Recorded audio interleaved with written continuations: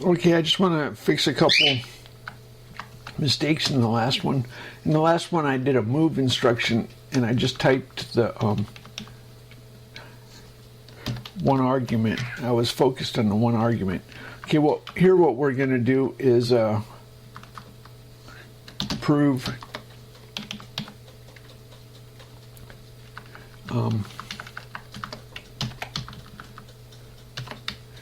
we're going to prove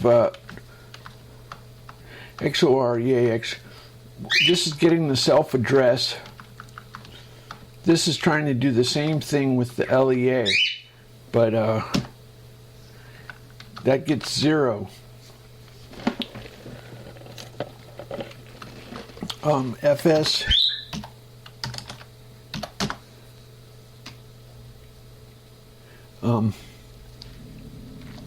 so the LEA does not add the FS segment register.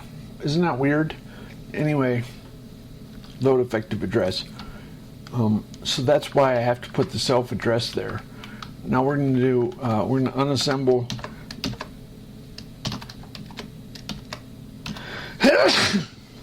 We're going to unassemble. So I should have known this immediately. The R8 takes a 49 prefix. My unassembler is broken. Let's go fix it. It's confused about the size.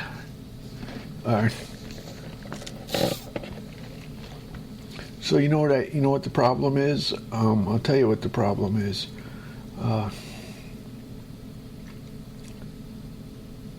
Okay, so we bail out of here.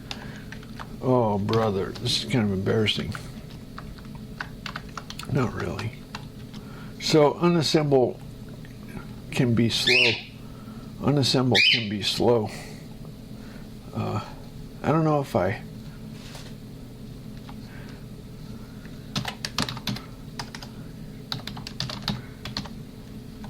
you don't usually need a fast unassembler.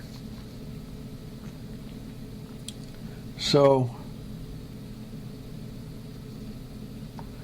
what I do is I search for the size,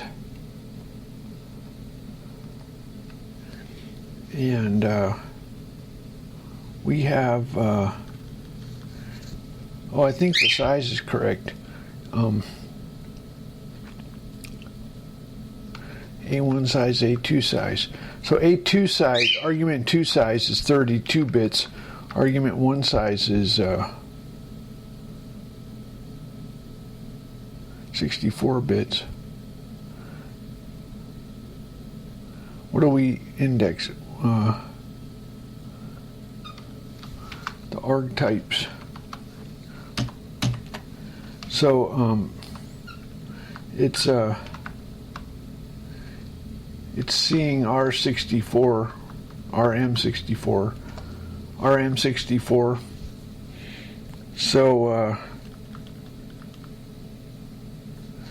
A2 size.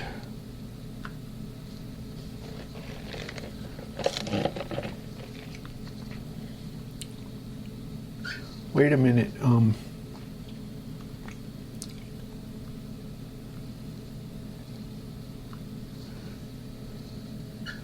Okay, let's. What's our problem?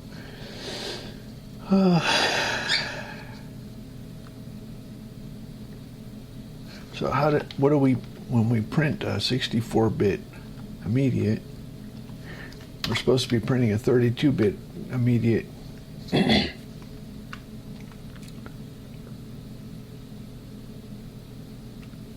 Here's immediates for arg2. Here's immediates for arg1.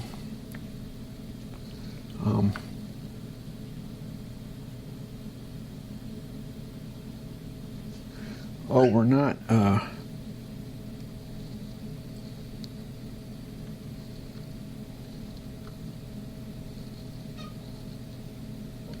don't know what the problem is.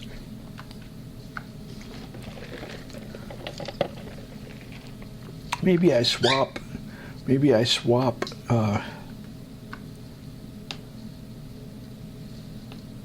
No.